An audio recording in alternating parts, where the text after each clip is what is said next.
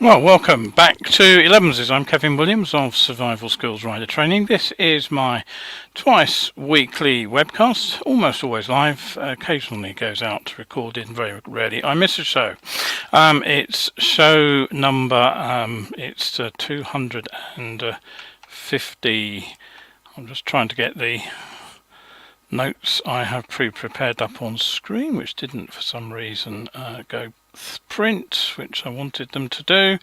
356 it is, isn't it? So what have I got for you in today's story? Well, we will be looking at the return of the CE mark. It's a long, tedious and boring story about Brexit, but unfortunately it's one which does impact us as motorcyclists, so I will be covering what has just happened. It came out in the news very late last night. Southampton and Cambridge are the cities that top the list for bike theft. We'll have a quick look at a study, survey that's been done there. Bikesure, they're telling ULEZ commuters to switch to bikes when the charges come in for the London charging zone.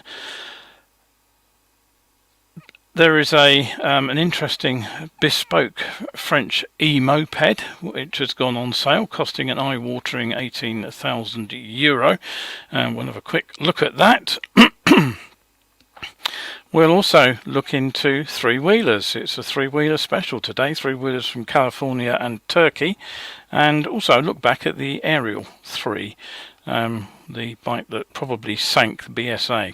And finally, we'll have a quick look at roundabouts in France as well, as that seems to have cropped up on my news feeds just recently. Now, don't forget, if you've got a question, if you've got a comment, anything you want to say generally, do feel free to drop me a line and I will get back to you as soon as I can at the end of the show, if I can't answer you live online. Alright, okay, so a quick look at the comments. We have Christine and we have Kevin looked in both. Good to see you. Right, okay, so let's turn that particular banner off. Now, as I said, first story of the day then is news. We'll have a look at the Brexit bonfire. That's the first thing I basically wanted to talk about. You'll probably recall that that was the phrase that was used. It was said that a Brexit bonfire could be set under European red tape, and one of the targets was our familiar CE mark. Now, CE is an abbreviation of Conformité Européenne, and basically it shows that before placing product on the market, the manufacturers checked that the marked product actually meets EU safety, health and environmental requirements, so basically complies with the EU legislation. Now, we're familiar, of course, as motorcyclists with CE markings on protective clothing and body armour, and the CE marking, what it's designed to do is allow products free movement within the European market. Once tested in any country, they can then be sold legally in any other country. Now, the idea was that the businesses selling into the UK market would instead have to apply for a homegrown red, white and blue equivalent, the UKCA, and the idea was that this standard would duly replace CE in the UK. The new rules would have been enforced from December this year. And this is what the situation would then look like. Now, the drawback should be fairly obvious. On the far left, you can see the area that the CE marking applied to, basically most of Europe. And in the middle, you can see the area that the UKCA marking would have applied to, essentially England, Wales and Scotland, and believe it or not, the UK Northern Ireland would have to have their very own standard marking, because technically speaking Northern Ireland is operates under some rather different rules. So it would mean effectively that each firm would have to switch to the UKCA mark for products sold into the domestic market, but they would also need to be CE approved if they were going to be able to sell abroad. Now, as with almost everything Brexit, the idea was one thing: the delivery became chaotic. Ministers repeatedly postponed the date at which the UKCA was meant to replace CE in the British market, and yesterday, Tuesday 1st of August, the Department for Business and Trade announced an indefinite extension to the use of the CE marking for businesses. So basically, if firms have switched already to UKCA, that's fine, they can still sell here, but it also means that those that haven't actually yet got round to it also don't have to bother, because the CE mark will remain valid indefinitely. Now, I spoke to Paul Varnsbury, our standards expert, that's Paul there, for his comments, and this is what he said, quote, "The announcement came as no surprise whatsoever to me or to others embedded in the sector. The government has been walking back the deadline from the outset, always stating there would be no further extensions until the next one was announced. I see the possibility of UKCA disappearing from the government's lexicon, never to be heard of again." Now, not surprisingly, many UK-based companies, of course, will not be happy because they have already spent money complying with UKCA. And Paul says that he is, quote, "not alone in interpreting the government's closing remark in its announcement," and he points this out. The government said, "The extension will provide businesses with flexibility and choice to use either the UKCA or the CE approach to sell products in Great Britain." He says he interprets that as a legal device intended to prevent early adopters of UKCA certification from instigating a class action against the government for unnecessary costs incurred. Paul also points out that, of course, it's not just the companies who've incurred costs by complying with UKCA. He says, quote, "There are EU-based certification bodies that have set up UK-based approved bodies, obtained UKAS accreditation at significant effort and cost, and employed staff to service demand for UKCA certification, all in order to meet the same standards used for EU certification, the CE marking." Now, as Paul says, all that's now been kicked into the long grass. Paul also warns motorcyclists need to maintain vigilance when it comes to spotting non-approved clothing. He expects that with what is almost certainly the end, of course, of UKCA certification, that it will be misrepresented by some within the clothing industry as a repeal of the laws that require clothing and helmets be tested and certificated. And he says that nothing could be further from the truth. Now, business groups generally are pretty happy with the news because a survey by the British Chamber of Commerce in 2021 found just 8% of businesses were in favour of scrapping the CE mark. Right, so there we go. CE is a mess, but hopefully it'll all be back normal as we had before Brexit, at least. That is, I think, good news. Now, moving on quickly then, a new survey by vehicle finance specialists at Anglo-Scottish Finance used a Freedom of Information request to the DVLA to find which cities have the most bikes stolen. Now, across the UK, it seems that in 2022 to 23, June to May, a total of 18,361 motorcycles were recorded as being stolen. Data was passed to the DVLA by police, and the survey says it's bad news if you live in Southampton, because it came out second in the list, only behind Cambridge, which had 203 motorbikes and mopeds stolen between June and May 2022-2023. So they said that's 82 per 100,000 of population, and didn't say what the figure is in Cambridge actually, but what they did say is that or what I would say is it's worth knowing the context of the figure that you're looking at. Now, 3 years ago a similar survey found that Southampton was the 8th most popular UK city for motorcyclists, so therefore there are a lot of motorcycles in the city. Incidentally, the following year it was also rated as the second noisiest city in the UK, although exactly how they worked that one out I don't know, but one does wonder, of course, if there might just possibly be a connection between the numbers of bikes, the numbers stolen, and the noise. The same survey also said that every bike in the top 10 of the most stolen bikes models is either a Yamaha or a Honda, which I frankly find rather hard to believe.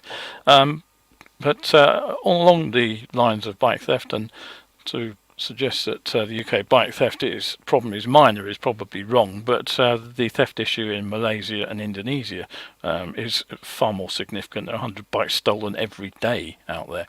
Many more go missing and never notified to the authorities because they were never insured in the first place. So where do these bikes go?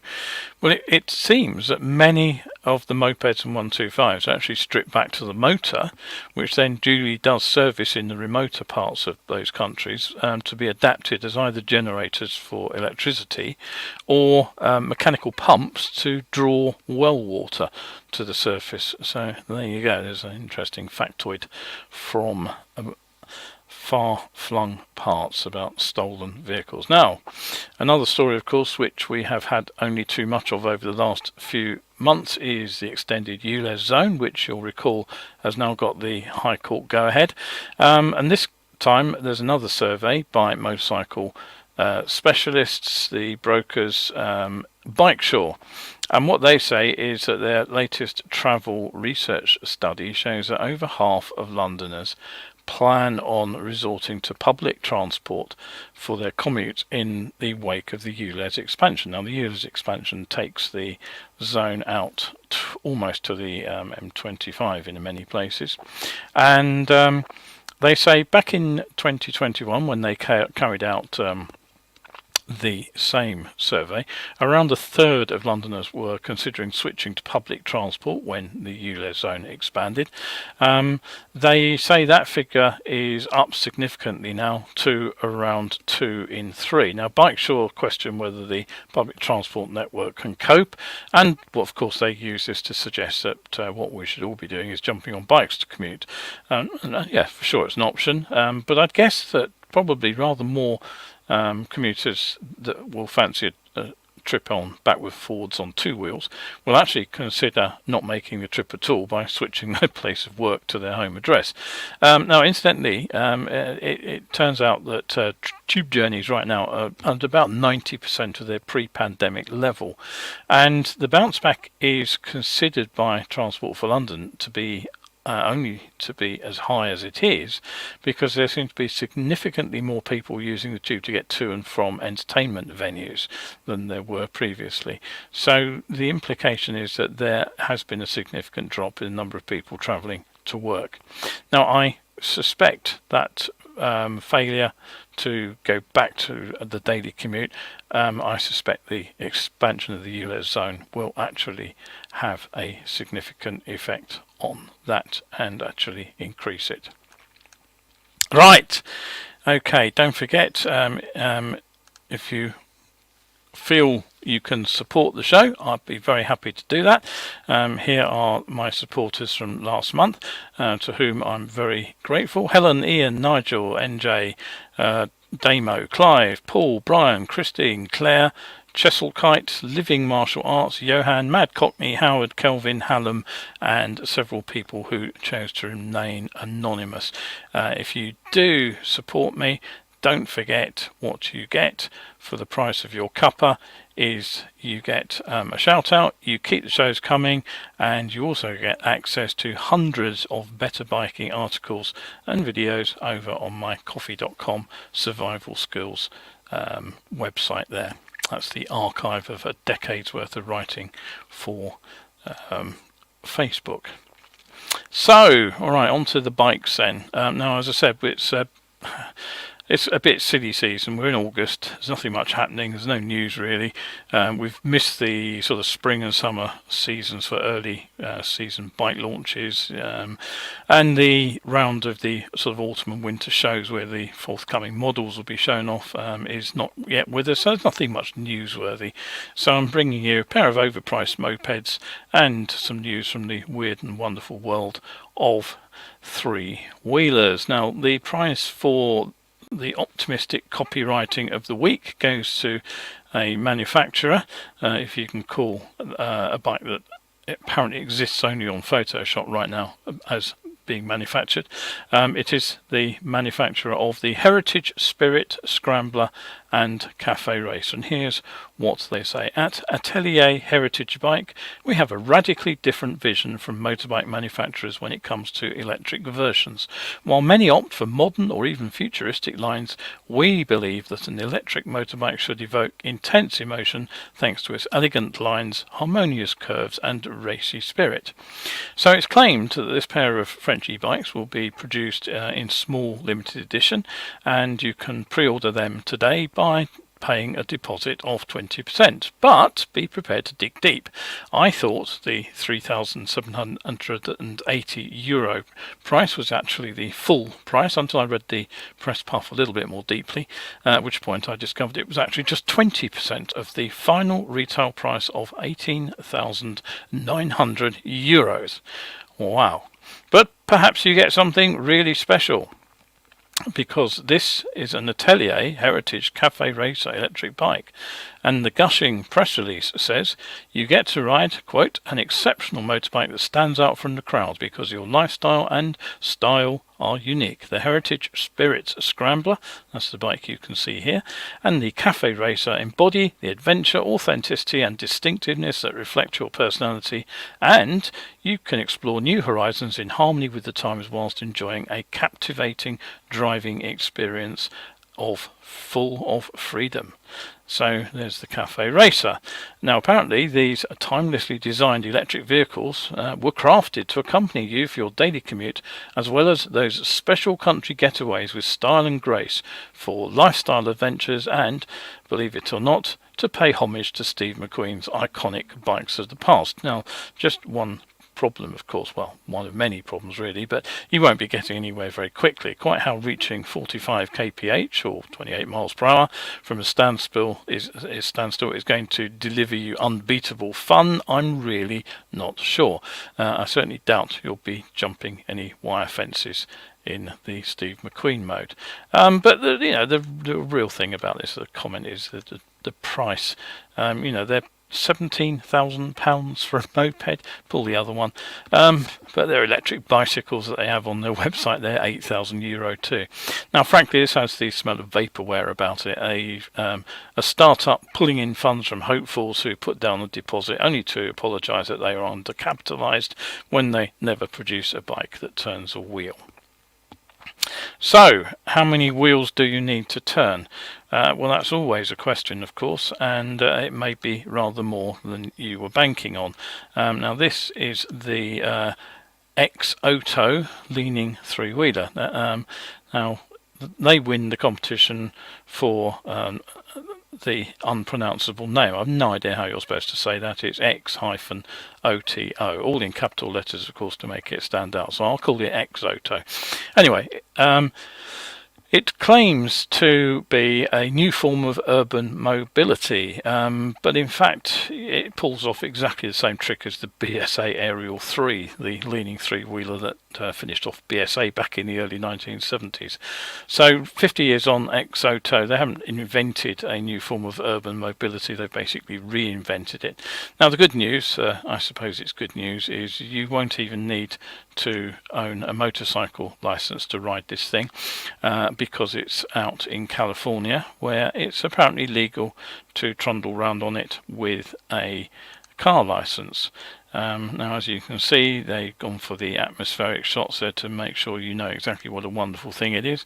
It's driven by a 4 kilowatt, 5.3 horsepower electric motor, which is mounted on the front wheel. This can drive the bike to a top speed of 45 kph or about 70 miles per hour. No, I've got that wrong way around, haven't I? 45 miles per hour or 70 kph. Now, it gets 2 removable batteries. They offer a combined capacity of 4.3 kilowatt hours, and whilst they claim that gives the bike a 90-mile range, more likely it'll manage around 50 to 60. To lean, the bike features X-Auto's patented leaning technology, presumably a different patent to the one that BSA presumably registered. Now, as a three-wheeler, no motorcycle license is required, as I said, and thankfully it's not up there in the French flights of fancy in terms of cost. It's a rather modest $7,499. That's about £5,900 if it came to the UK at a straight price conversion. Of course, that's still way over the price for what is effectively a sort of 80cc equivalent scooter. Anyway, back to the BSA Aerial 3. I thought it might be interesting to have a look back at that particular piece of work. This is it. Back in the late 1960s, the BSA group were ailing, and one of the things that they were keen to get into was the moped market, and with the UK law at the time classing a bike with twin rear wheels under 18 inches apart to be the same as a single rear wheel, it meant the motorised tricycle could be classed as a moped and ridden without a motorcycle licence at the age of 16 and up. Now, it was powered by a 49cc reed valve premix 2-stroke single. The single-seater's claimed power output was a jaw-dropping 1.7 horsepower. There were 2 4-inch single leading shoe brakes. One operated, as you might expect, on the front wheel. The other, rather alarmingly, operated on just one of the 2 rear wheels. It was the one that was actually chain driven. Apparently the other rear wheel didn't have any drive to it, so that must have made for some interesting braking and accelerating balance, even given the light weight of just 44.5 kilos or 98 pounds. Now, the unique selling point was that the front part of the pressed steel frame was supported by torsion bars, and it could swivel to enable the rider to lean the vehicle into bends. The 3 rear wheels were interchangeable. Now, the suspension was just as odd. A single-sided trailing link fork, but it relied on polyurethane blocks to provide the actual suspension, a bit like the Hydroelastic Mini, I guess, whilst the rear wheels had torsion bars which were damped with rubber blocks. Now, combined with a 17-watt headlamp, yes, your indicator bulbs are brighter, probably just as well. The fuel capacity was just 3/4 of a gallon. You really wouldn't want to ride this very far, I suspect. Now, unfortunately for BSA, the Aerial 3, despite all these cost-cutting measures, turned out to be more expensive than Honda's C50, and it didn't help when test bikes supplied to the press at the launch, all that ended up with cold starting problems with their Dutch Anchor motors, so possibly just as well it was actually a moped, and if you look closely you can just see that it was actually equipped with pedals that you could pedal along. The expected surge of buyers failed to beat a path to the door of the motorcycle manufacturer, despite an advertising campaign that featured a young Olivia Newton-John alongside DJ David Jacobs and singer Cindy Kent from the Settlers. That's the 3 that you can see in the picture there. The sales slogan of "Here it is, whatever it is" probably didn't help either.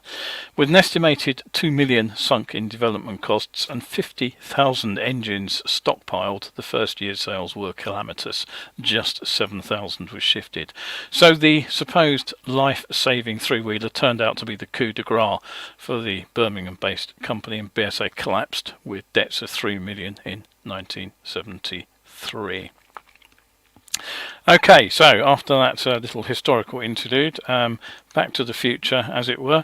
This is the Turkish entrant for the 3 wheels on my wagon stakes. The website challenges to ask yourself, is the journey just away from one point to another? And this is the Lampago. Now, it offers, it says, a unique lifestyle for those who are becoming aware of their environmental footprint and seek to sustain sustainability. Its handcrafted details, digital system and aesthetic presentation bring technology to life, life, making short distance journeys, everyday commutes and leisure activities more enjoyable than ever before. Now, other than the fact it's electric, I can't tell you anything about performance, range or price, but it does come in a range of colours and interiors, including this rather striking pink. It's another copywriter's dream, of course. For those wanting to create a legacy for the future, Lampago is tailored to you. I'm kind of a bit confused as how you can create a legacy for the future. I think I know what the copywriter means, but generally legacies are things that you leave behind you. Anyway, since the answer to the journey question was yes, I do want to get from one place to another, I guess I'm not tailored to the Lampago. Beautifully photoshopped into that pink tinted street scene, of course. Now, Lampago is apparently the Spanish word for lightning. Now, personally, I think the thing looks more like a bathtub on wheels, a Turkish bathtub, I guess. And frankly, I'd rather not be in a bathtub when lightning strikes. David McCutcheon says, nice to see you live. Yeah, well, thank you for popping along, David. Hope you're enjoying the show. Even if I am showing you some weird stuff today. Right, okay, so final item for today, fairly short show because it's World Cup I want to go and watch. It's all about riding in France and understanding how roundabouts work. Now, it's August, it's summer, and riders are heading off to France, and one of the things that a very recent, just this weekend actually, discussion on my regular bike forum revealed is that there's still an incredible amount of myth and disinformation being passed around by people who seem to think they know all the answers about the road rules in our closest continental neighbours. And for some reason, one of the things that UK riders really worry about even before the disinformation is how they're going to get to a roundabout, but they're really not a problem. For the first thing first is that you ride on the other side of the road, so you just stay on the same side of the road as you go round the island. You don't have to cross the stream of oncoming traffic to go round it the wrong way. There's nothing complicated about it. You ride on the right, you approach the roundabout on the right, you go round it anti-clockwise. So it's the mirror image of what you do in the UK. It really isn't a problem. Just look ahead and you'll see exactly where you're going. And frankly, the big signs will give you a handy hint of what you're doing at a roundabout. As you can see, there's a little break on the circle on the left hand side, so we're implying that you go round it by staying on the right. And if in case you got really confused, have a look down the road and you can see that there is a give way sign actually just on our side of the road, and on the other side there is a nice blue arrow telling you which way to go around the island. So it really isn't confusing, and I don't know why so many people get confused about it. Now, the second thing that people get confused about is priority, and again, I really don't understand what the problem is with this. Here's the sign that you'll see on the approach to the roundabout. It's triangular, red and white, just like our hazard warning signs in the UK, and it has three arrows chasing each other in the anti-clockwise circle. So again, it's telling you the correct way round to go. Now, the second bit of confusion is over who has priority, and the answer is simple. On virtually every single gyratory system in France, the riders and drivers already on the roundabout have priority. It used to be that you had priority to enter a one-way system, and as far as I know, the only place that still operates is Champs-Élysées, I think it is, or something in Paris. Don't quote me on that, but every other roundabout that I've ever been to in France is now priority to the vehicles actually travelling around the island. So as you come up to it, it's just like you do in the UK. You stop, you look for traffic, and if it's clear, you carry on or restart if you couldn't carry straight onto the roundabout. Now, just to make sure that the French remember, there'll be a sign underneath it which has the words on it, "Vous n'avez pas la priorité," which means you don't have priority. So just like UK roundabout, as I explained, each entry into the roundabout also has those giveaway signs. So anything that you do need to watch out for? Well, there is one issue that you really do need to be careful about, and that's to understand that what the French will do is that they will go all the way around the island. They will turn, they will come in at the bottom here, and they will take that sign to ULEZ, and they will go all the way around the outside of the island, and they will do it without signalling. They will only signal as they get to the exit they want to take, and then they will signal right that they're about to pull off. So be really very, very, very careful. If you see a vehicle go into the roundabout on the far right, on the outside of the roundabout, don't try to overtake it thinking that it's going to turn right. It won't. What it will do is it will take that left turn. There's a very, very serious chance it will do that. So follow around the island until you see where the vehicle is turning off. Don't try to do the UK thing of taking shortcuts, going straight over. You'll only confuse people. Even the standard UK right turn technique, where we go to the inside of the island and then turn off, that'll confuse French drivers. So watch how French drivers use roundabouts. Take your time as you encounter the first few. Watch what they do and then do the same. Don't try and impose UK standards on French drivers, because it won't work, and there are significant numbers of motorcycle crashes on roundabouts in the near the ferry terminals because riders don't wait to see what others are going to do in their own country. Right, okay, yes, there we go. That's exactly what I've just said. Kevin has just pointed out that exactly what I say, that that the French style of riding roundabouts and driving roundabouts is to go all the way around the outside. And he also said, of course, that the same problem occurs in the UK. Yes, when I was training in Kent, when I was down in Folkestone, back in the day when Folkestone was a ferry terminal, and right up through Kent, I always used to brief training to be very careful on any of the roads coming away from Dover or Folkestone to watch out for the French drivers. One of the first places a lot of Europeans would stop was Leeds Castle.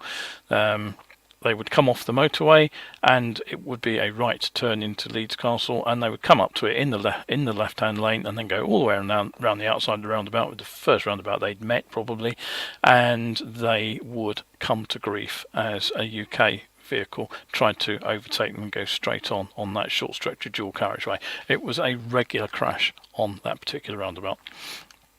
Right, so I hope that keeps you safe on French roundabouts if you're going out there.